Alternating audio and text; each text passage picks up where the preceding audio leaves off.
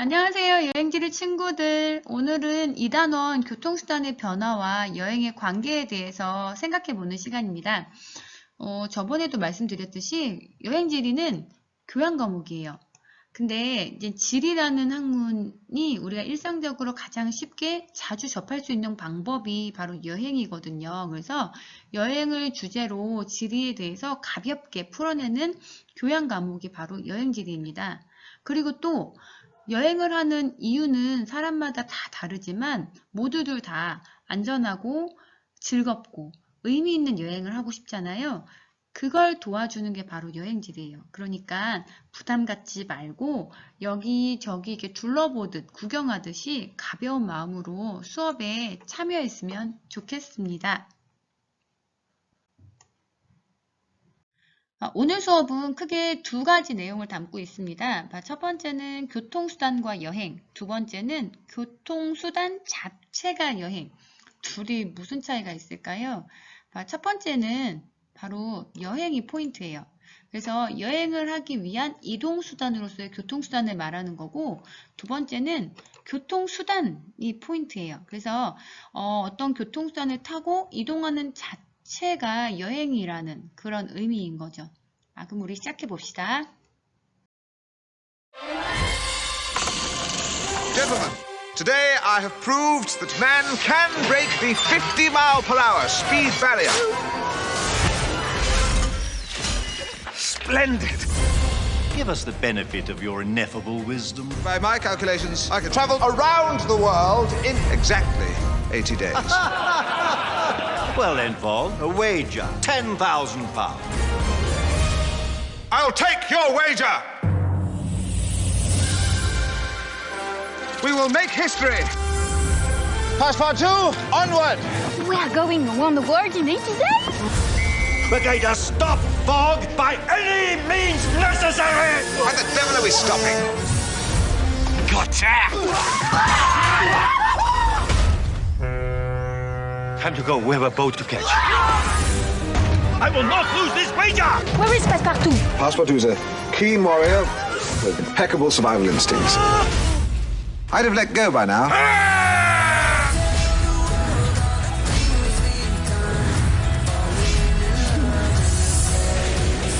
They risked everything, their entire life's work. For something you believe in, nothing could make more sense. You really believe we can succeed? Yes. We'll fly to London. Are you sure? No!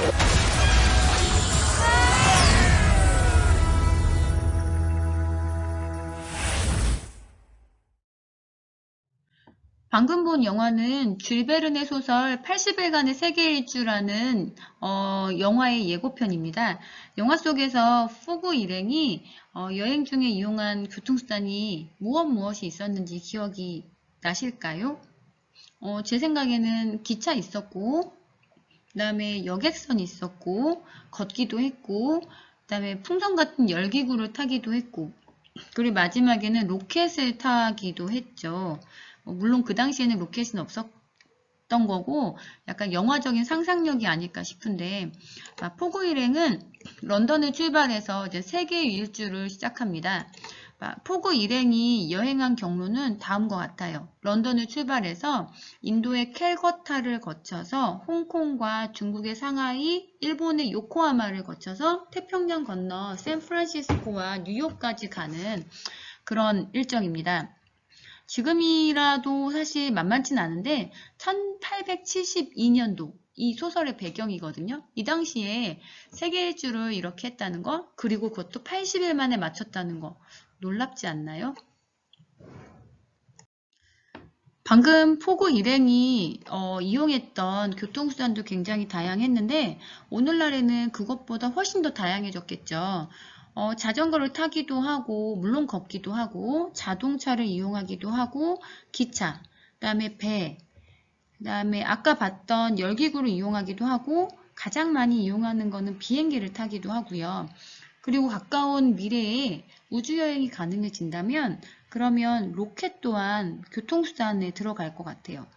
그리고 우리가 어떤 교통수단을 이용하냐에 따라서 그것은 여행의 일정과 경로와 비용에 굉장히 많은 영향을 미치게 됩니다. 제가 예를 하나 들어볼게요. 서울에서 러시아의 수도 모스크바까지 가는 여행을 한번 생각해 볼게요. 사실 제가 러시아를 예로 든 거는 여름방학에 러시아를 가려고 비행기와 호텔을 예약을 했거든요. 근데 지난주에 위약금을 물고 취소했기 때문에 너무 아쉬운 나머지 러시아를 예로 들게 되었습니다. 우선 러시아의 모스크바까지 가는 가장 쉽고 빠른 방법은 비행기를 타는 거예요. 인천공항에서 비행기를 타면 9시간 만에 모스크바까지 가는데요. 비용은 1월달 기준으로 104만 원이 소요가 됩니다. 거기에 비해서 비행기가 아닌 다른 교통수단을 이용하게 되면 여러 가지 상황이 좀 달라지게 되죠. 모스크바까지 가는 또 다른 방법 중에 요즘 많이 이용하는 거는 기차를 타는 거예요. 시베리아 횡단 열차라고 기차를 타는데 그 기차가 블라디보스톡이라는 곳에서 이제 출발을 하거든요. 그래서 우선은 우리나라에서 블라디보스톡까지 가려면 비행기를 타거나 아니면 배를 타야 하는데 저는 배를 타는 방법을 선택을 했어요. 그 배를 타기 위해서는 강원도 동해안까지 가야 돼요. 동해안에서 배를 타고 블라디보스톡까지 하루 24시간 동안 배를 타고요. 그 다음에 도착해서 시베리아 횡단철도로 갈아탄 다음에 파리를 내리지 않고 주구장창 걸려서 타고 가게 되면 이제는 모스크바에 도착하게 됩니다. 이렇게 했을 때 들어가는 시간은 총 9일 정도가 소비가 되고 비용은 23만원 더하기 60만원 해서 총 83만원의 비용이 들게 됩니다. 그러면 비행기를 탔을 때 104만원이지만 하루 9시간 만에 가는 경우와 그 다음에 83만원을 들여서 9일 동안에 가는 것. 목적지 가는 방법은 똑같지만 결과는 같지만 과정이 다르잖아요. 그렇기 때문에 우리가 어떤 교통수단을 선택하냐에 따라서 우리의 여행 일정, 경비, 경로가 모두 바뀌게 된다는 거 기억하시면 좋겠습니다. 이렇게 교통수단에 따라서 여행에 많은 변화가 있기 때문에 우리는 교통수단별 특징을 정확하게 알고 이것을 여행 계획에다가 반영하는 것이 중요합니다. 그 중에서 오늘날에 가장 많이 이용하는 거는 크게 4가지일 것 같아요. 자동차, 그 다음에 기차, 그 다음에 배, 그리고 비행기. 이것들에 대해서 이렇게 막 외우고 하지 않아도 여러분이 자동차나 기차나 비행기나 이런 것들을 타본 경험을 생각해 보면 얘네들의 특징에 대해서 쉽게 이해할 수 있을 거라 믿습니다. 교통수단과 여행인데 교통수단별 특징에 대해서 좀 알아볼게요. 이 네모 박스에 있는 내용은 후에 기말고사 볼 때 좀 공부를 해주시면 되는데 사실은 어렵지 않아요. 다 생각하면 알 수 있는 거잖아요. 비행기부터 봅시다. 비행기는 말할 필요 없죠. 굉장히 빠르죠. 신속한 수송이 유리하고요. 그 다음에 하늘에 올라가서 바라보는 풍경이 굉장히 색달라서 그거에서의 장점이 있다면 단점은 비용이 너무 많이 들어요. 아까 제가 모스크바까지 가는데 104만 원이라고 했는데 그거는 제가 실제 예매한 금액이었고 다른 항공사를 이용했을 경우에는 200만 원이 넘어가기도 하더라고요. 그 다음에 악천후 같은 기상 조건에 굉장히 예민하고 그 다음에 공항과 실제 여행지가 너무 멀기 때문에 다시 또 교통수단을 갈아타야 되는 그런 불편함이 있습니다. 거기에 비해서 선박은 배를 타고 이제 가면서 목적지에 도착하기 때문에 굉장히 오래 걸리니까 숙박 비용을 아낄 수 있고요. 그 다음에 특히 여기서 말하는 선박이라고 하는 거는 크루즈를 이야기하는데 커다란 아파트 7층만한 높이의 배 안에 볼링장, 극장, 수영장, 사우나, 굉장히 많은 시설들이 있어요. 그래서 여러 가지 시설들을 이용할 수 있고, 그 다음에 바다에서만 볼 수 있는 경관을 즐길 수 있다는 점이 특징이라면, 단점은 얘 또한 악천 후에 태풍, 기상 조건에 굉장히 제약이 크고, 그 다음에 도착할 수 있는 데가 해안가이기 때문에 해안가에 있는 지역만 갈 수 있다는 단점. 그리고 제일 큰 단점은 굉장히 느려요. 그러니까 가는 중에 세워라 내워라 자기도 하고 먹기도 하고 놀기도 하면서 가는 게 바로 배. 세 번째, 철도의 가장 큰 장점은 정확하게 시간을 지켜준다는 거예요. 그 우리가 유식하게 정시성이라고 이야기를 하고요. 그 다음에 굉장히 안전한 그런 교통수단입니다. 그리고 다른 것들에 비해서 비용이 상대적으로 저렴하고 요즘에는 다양한 종류의 관광열차가 있어서 색다른 관광을 즐길 수가 있어요. 하지만 단점은 배만큼은 아니지만 시간이 좀 걸리고, 그 다음에 철도에도 지하철 같은 것도 들어가는데 지하철 같은 경우에 특히 출퇴근 시간에 혼잡하다는 거, 그 다음에 뭐 산이라든가 이런 지형적인 제약이 크다라는 거, 그리고 목적지까지 가기까지 여러 번을 갈아타야 되는 경우도 발생하더라는 거. 우리가 보편적으로 가장 많이 이용하는 자동차를 볼까요? 자동차는 마음만 있으면, 차 키만 있으면, 내가 운전만 할 수 있으면 얼마든지 떠날 수가 있죠. 그걸 우리가 유식하게 기동성이라고 이야기를 해요. 그 다음에 우리 집에서 목적지 바로 앞에까지, 문 앞까지 갈 수가 있기 때문에 운전 연결성이 좋다. 그리고 뭐 산이나 아니면 웬만한 지형적 제약은 다 극복할 수가 있고요. 그 다음에 내가 내 맘대로 가고 싶은 도로만 뚫려 있으면 다 갈 수가 있어서 자유여행이 가능하고, 최근에는 도시마다 시티투어 버스가 있기 때문에 어떤 연계 여행 상품으로서의 역할도 하고 있더라.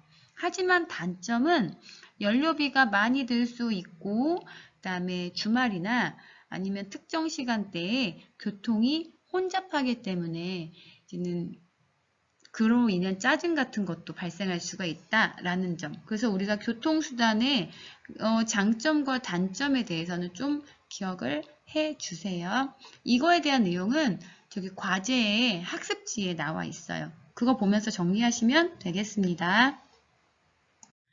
오늘 수업은 크게 두 가지 내용을 담고 있습니다. 첫 번째는 교통수단과 여행, 두 번째는 교통수단 자체가 여행. 둘이 무슨 차이가 있을까요? 첫 번째는 바로 여행이 포인트예요. 그래서 여행을 하기 위한 이동수단으로서의 교통수단을 말하는 거고, 두 번째는 교통수단이 포인트예요. 그래서 어떤 교통수단을 타고 이동하는 자체가 여행이라는 그런 의미인 거죠. 그럼 우리 시작해 봅시다. 첫 번째, 이 열기구를 타고 여행을 할 수가 있는데요. 가장 유명한 곳은 터키의 카파도키아라고 하는 곳이에요. 여기는 버섯 모양의 그 탑 카르스트들이 있어서 위에서 내려다보면서 그 조망하는 그런 게 굉장히 환상적이라고 하더라고요. 그리고 열기구를 이용하는 곳 중에 또 대표적인 게 여기 바로 이제 그 세렝게티라고 하는 열대 사바나 초원이거든요. 동물들이 뭐 사자, 기린, 뭐 코끼리 얘네들이 막 천지에 널려 있는데 그거를 위에서 이렇게 떠서 내려다 볼 수 있는 그 재미, 그 신비로움 압권이라고 하더라고요.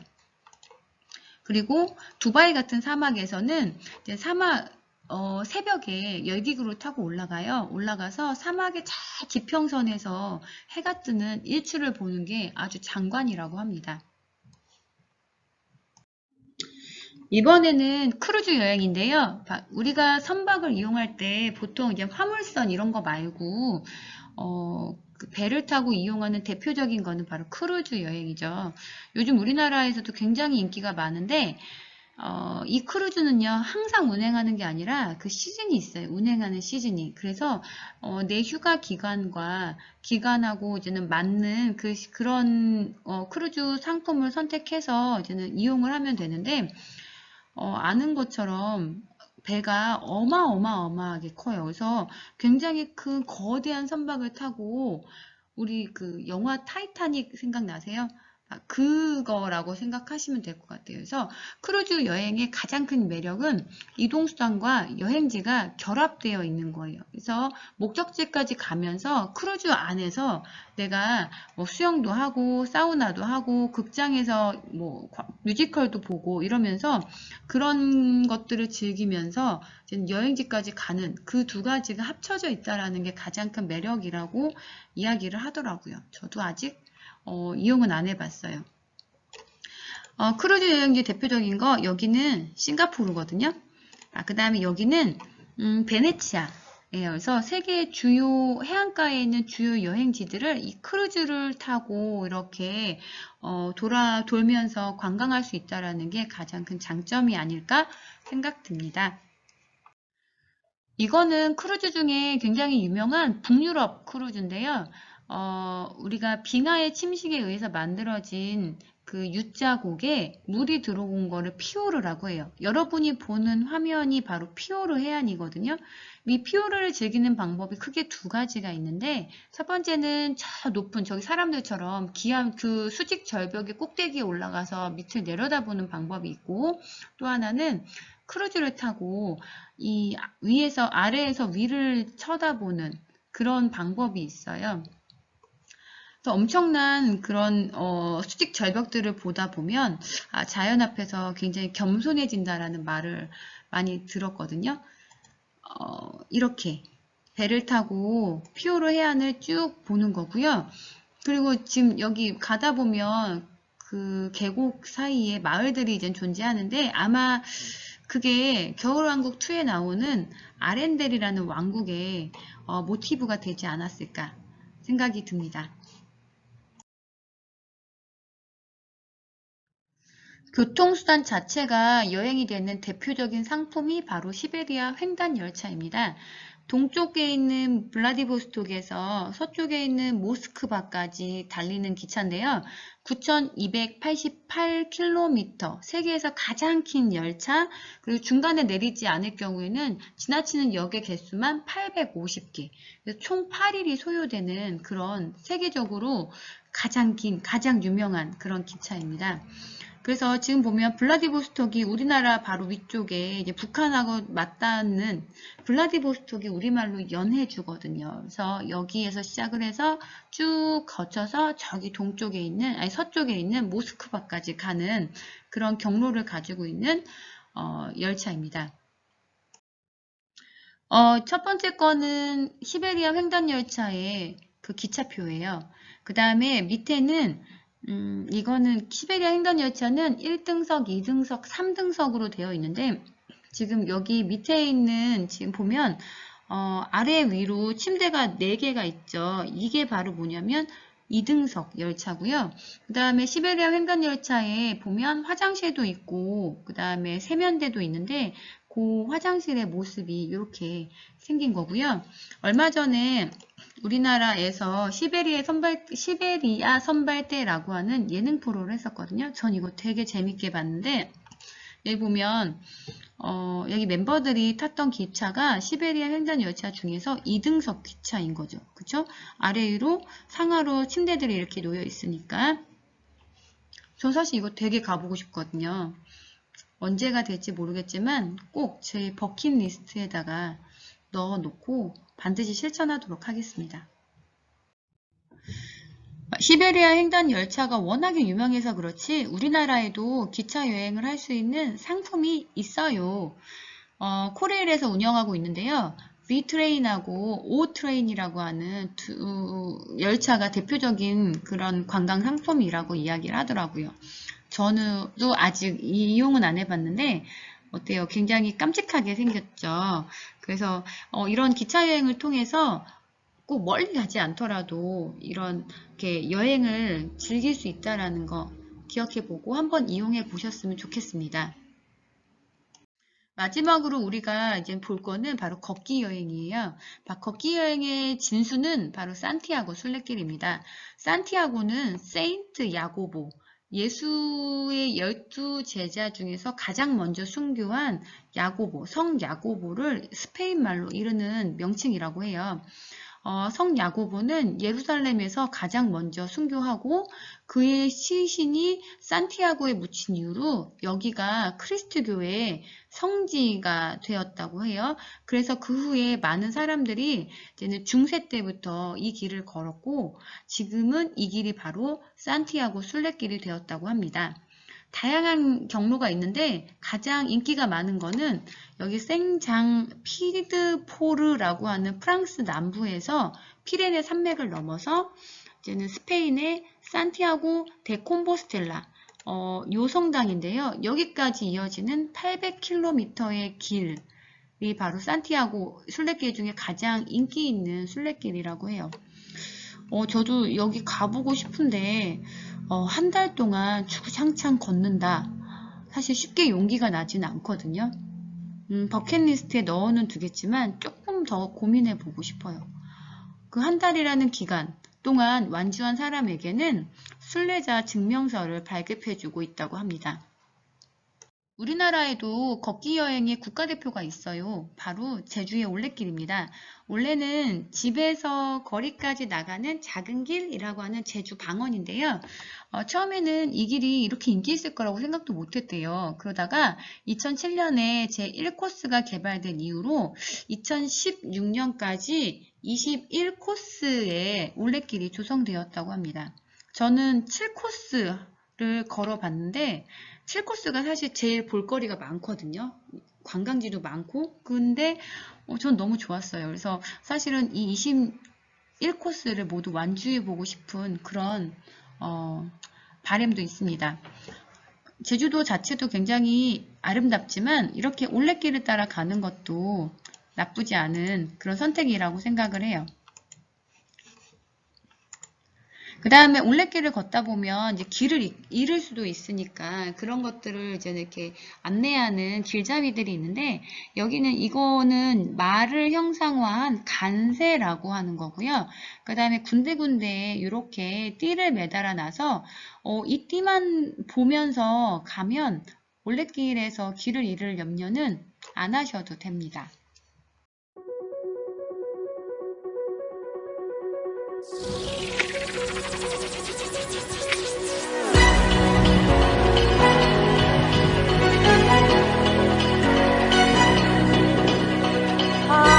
꽃이다.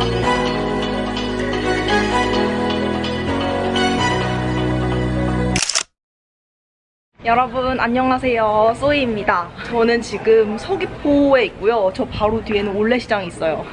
오늘은 올레길을 걸어볼까 합니다. 올레길이 다양한 코스가 있는데 저는 시간 관계상 10코스를 한번 걸어볼까 해요. 제가 올레길에 대한 로망이 있거든요.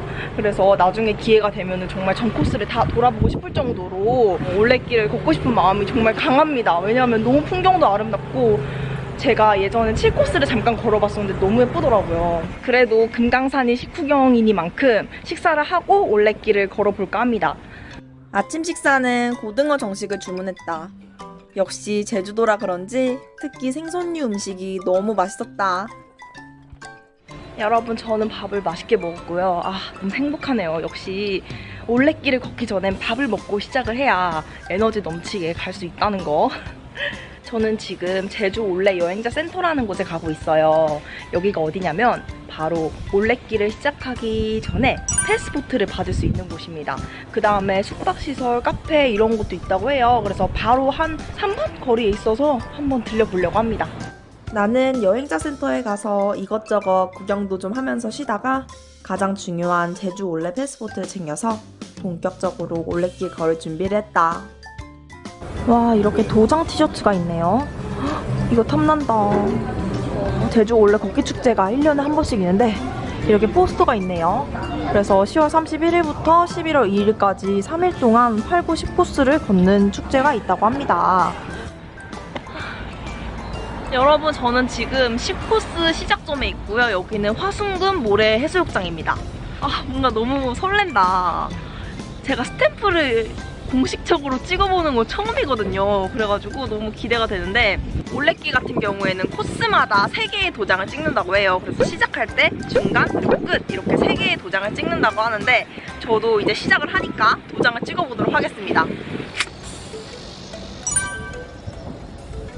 와, 여러분, 저는 지금 화순금 모래 해수욕장을 시작점으로 10코스를 걷고 있는데요. 와, 너무 좋다. 왜냐하면은 뒤에 이렇게 삼방산이 보이는데 너무 예뻐요. 이 잔잔하게 흘러가는 파도와 이 삼방산을 동시에 볼 수 있다는 게 이 화순금 모래 해수욕장의 매력이 아닌가 싶습니다.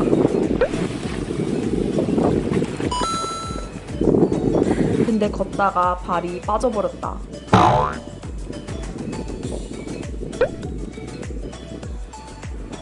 그런데 나야 뭐 이런 적이 한두 번도 아니라서 그냥 능숙하게 신발을 툭툭 털어내고 다시 올레길을 걷기 시작했다.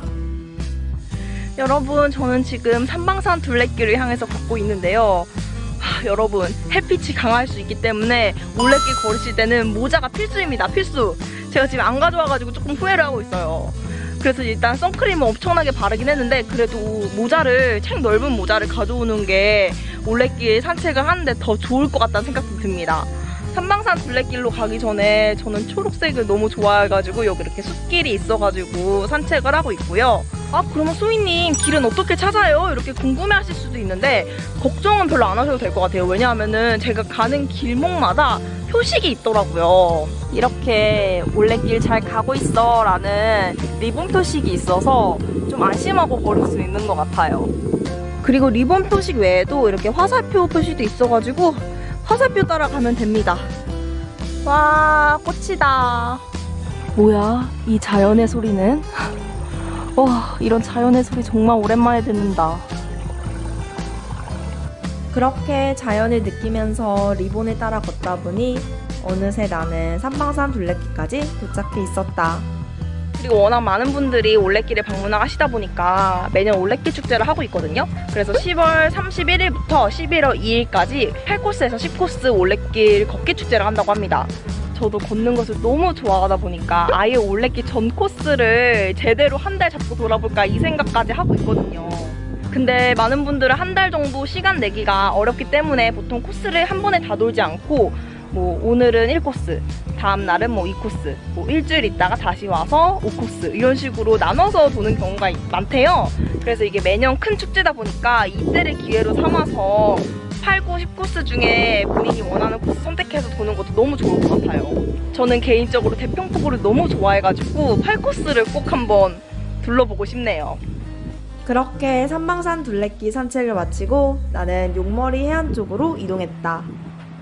여러분, 저는 지금 용머리 해안길을 걷고 있는데요. 여기가 원래 정식으로 10코스였어요. 근데 잠시 공사로 중단이 되었다가 이번 10월부터 다시 용머리 해안을 이제 올레길 코스에 넣는다고 합니다. 여기 보면은 용머리 해안이랑 형제도섬, 그 다음에 삼방산까지 동시에 다 볼 수가 있어서 전경이 아주 아름답네요. 며칠 전까지 태풍이 와가지고 안쪽까지는 못 들어가서 입구가 지금은 통제가 돼서 못 들어가지만 나중에 기회가 되면 안쪽까지 제대로 들어가서 보고 싶네요. 그렇게 삼방산을 향해 달려도 보고 조용히 산책도 하면서 시간을 보냈고 나는 송악산 둘레길로 향했다. 더워서 땀도 많이 나기도 했지만 내가 10코스를 돌면서 가장 좋았던 곳이다.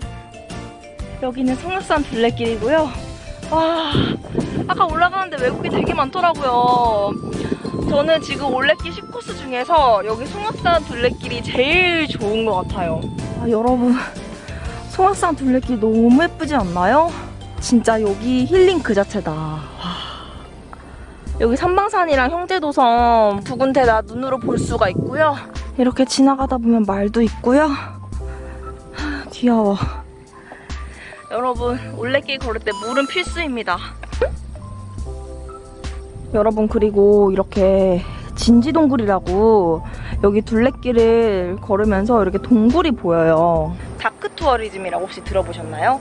이게 우리나라의 어떤 참혹한 역사의 현장들을 방문해보면서 또 많은 생각을 하게끔 하는 여행 중에 하나인데 여기 둘레길을 걷다 보면 그런 진지동굴이 보이더라고요. 이 진지동굴이 뭐냐면 일제시대 때 일본군들이 연합군들의 공격을 막기 위해서 여기 제주도를 저항기지로 삼았던 곳의 흔적이거든요.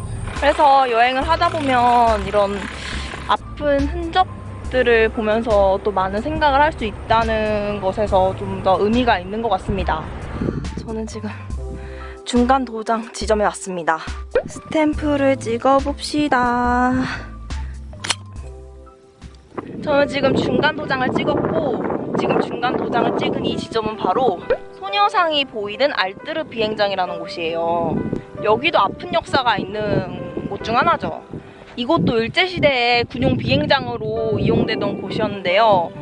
여기서 너무 화가 나는 건 제주도민들을 강제로 동원해가지고 만든 곳이라고 합니다. 지금 여기 큰 거 하나 보이고 저 뒤쪽에도 제 눈으로는 다 보이거든요. 저도 이제 여행을 다니면서 역사적인 장소, 아픈 역사가 담긴 장소를 종종 방문을 하는데 그때마다 정말 마음이 많이 무거워요. 뭔가 그때 진짜 무거운 공기가 느껴지는 것 같아요. 경납고 안에는 비행기 모형이 자리하고 있었고, 일제시대 때 억울하게 희생당하고 착취당한 도민들의 넋을 기리는 수많은 리본들이 매달려 있었다. 희생되신 분들을 모두 뭔가 많은 분들이 이곳을 기억하고 있다는 게 되게 의미가 있는 것 같고, 저 또한 잊지 말아야겠다 이런 생각이 듭니다. 여러분, 저는 이제 알뜨르 비행장을 지나서 이제 10코스의 마지막 지점인 하모체육공원이 눈앞에 보이기 시작했어요. 여기까지 오면서는 좀 마음이 무거웠던 것 같아요. 아무래도 송악산부터 시작해서 우리나라의 아픈 역사를 계속 눈으로 보다 보니까 그래도 또 이런 시간만큼 의미 있는 시간이 있었나라는 생각도 들고요. 아무튼 그래서 이렇게 10코스까지 다 돌아봤습니다. 여러분, 저와 함께 10코스 올레길 둘러보시는데 어떠셨나요? 저는 이제 오늘 돌면서 수만 가지의 감정이 들었고, 또 오늘을 계기로 다른 코스까지 둘러봐야겠다는 다짐을 하고 갑니다. 여러분도 이번 기회에 올레길 둘러보시면서 제주스러운 느낌을 제대로 많이 간직하고 가셨으면 좋겠습니다. 오늘 영상은 여기서 마무리하도록 하겠습니다. 그럼 우린 다음 영상에서 만나요. 안녕!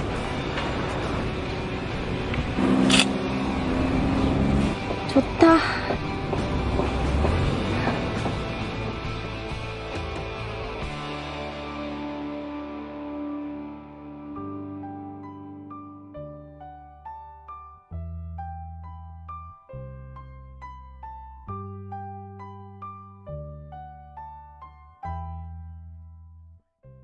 이 제주 올레길이 굉장히 인기가 많아지면서 이제는 우리나라뿐만 아니라 외국에도 이 올레길이 수출이 되었어요. 그래서 오른쪽에 있는 거는 몽골에 조성된 올레길이고요. 그 다음에 왼쪽에 있는 거는 가까운 나라, 하지만 거리만 가깝고 그런 나라, 일본에 수출된 올레길이에요. 그래서 이런 올레길뿐만 아니라 이제 우리나라의 그 이후에 뭐 지리산 둘레길, 수리산 둘레길 이렇게 이제 걷는 길이 많이 만들어지고 있는 거는 굉장히 긍정적인 면이라고 생각을 해요.